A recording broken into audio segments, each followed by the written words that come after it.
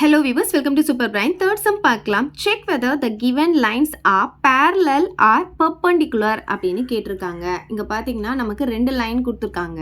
இது வந்து parallel-ஆ இல்ல perpendicular-ஆன்னு கேட்குறாங்க. நமக்கு தெரியும் ரெண்டு லைன் வந்து parallel-ஆ இருந்தா அதோடைய ஸ்லோப் வந்து எப்படி இருக்கும், ஈக்குவலா இருக்கும் அப்படின்னு தெரியும். ஸோ நம்ம வந்து என்ன பண்ண போறோம்னா இப்போ ஸ்லோப் கண்டுபிடிக்க போறோம். இதுக்கு தனியா ஸ்லோப், இதுக்கு தனியா ஸ்லோப் கண்டுபிடிக்க போறோம். ரெண்டும் எப்படி வருதுன்னு பார்க்க போறோம். ரெண்டும் ஈக்குவலா வந்துச்சுன்னா அந்த ரெண்டுமே வந்து parallel அப்படின்னு சொல்லலாம்.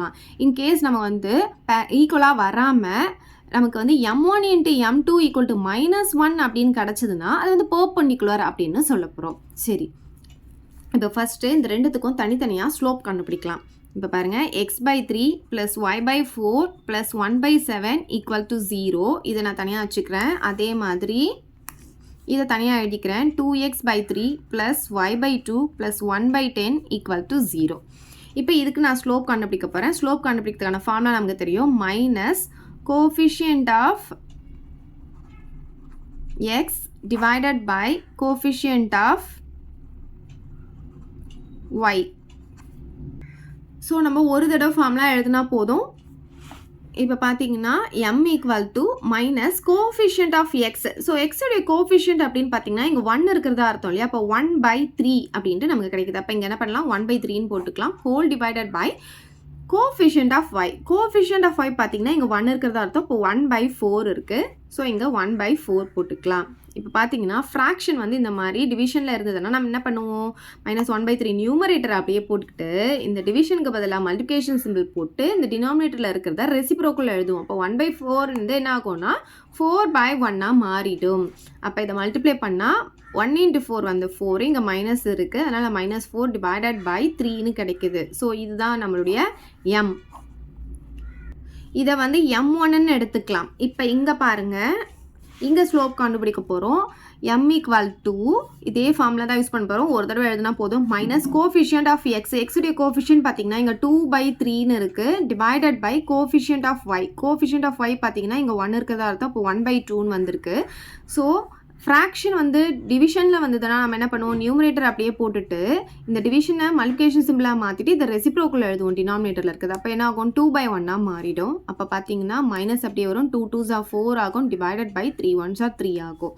இது வந்து m2. இப்போ பாருங்கள், m1ம் m2ம் நமக்கு சேமாக கிடச்சிருக்கு. ஸோ m1 = m2 இருக்கிறதுனால நம்ம என்னன்னு சொல்லலாம், இந்த ரெண்டு லைனும் parallel அப்படின்னு சொல்லிடலாம். given lines are parallel அப்படின்னு எழுதிக்கலாம்.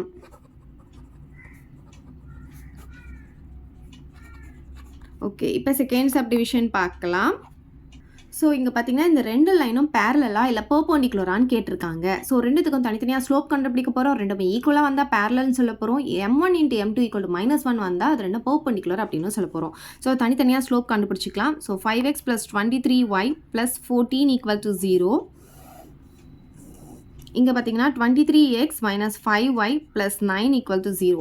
இப்போ இதுக்கு நான் ஸ்லோப் கண்டுபிடிக்க போகிறேன். ஸ்லோப் கண்டுபிடிக்கிறதுக்கான formula minus coefficient of x divided by coefficient of y. So m = minus coefficient of x. எக்ஸுடைய கோஎஃபிஷியன்ட் என்ன இருக்குன்னா 5 divided by coefficient of y பார்த்தீங்கன்னா 23 இருக்குது. ஓகே, இது வந்து m1 அப்படின்னு எடுத்துக்கலாம்.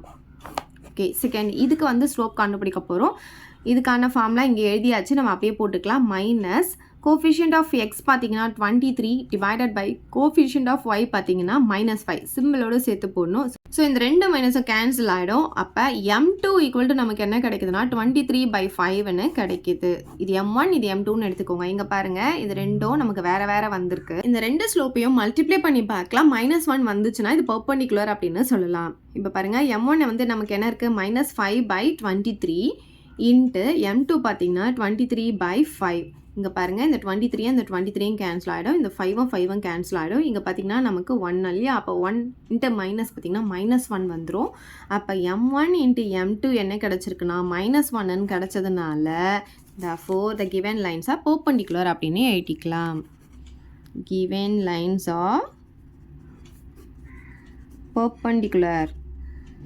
அவ்வளோதான் இந்த சம். ஏதாவது டவுட் இருந்தால் கமெண்ட் பண்ணுங்கள். உங்கள் ஃப்ரெண்ட்ஸ்க்கு இந்த வீடியோ ஷேர் பண்ணுங்கள். மறக்காமல் நம்ம சேனலை சப்ஸ்கிரைப் பண்ணிக்கோங்க. தேங்க்யூ. இந்த வீடியோ உங்களுக்கு பிடிச்சா லைக் பண்ணுங்க, ஷேர் பண்ணுங்க. இது வரைக்கும் நம்ம சேனலை சப்ஸ்கிரைப் பண்ணாதவங்க சப்ஸ்கிரைப் பண்ணிடுங்க. மறக்காம பக்கத்துல இருக்க பெல் பட்டனையும் பிரஸ் பண்ணிடுங்க.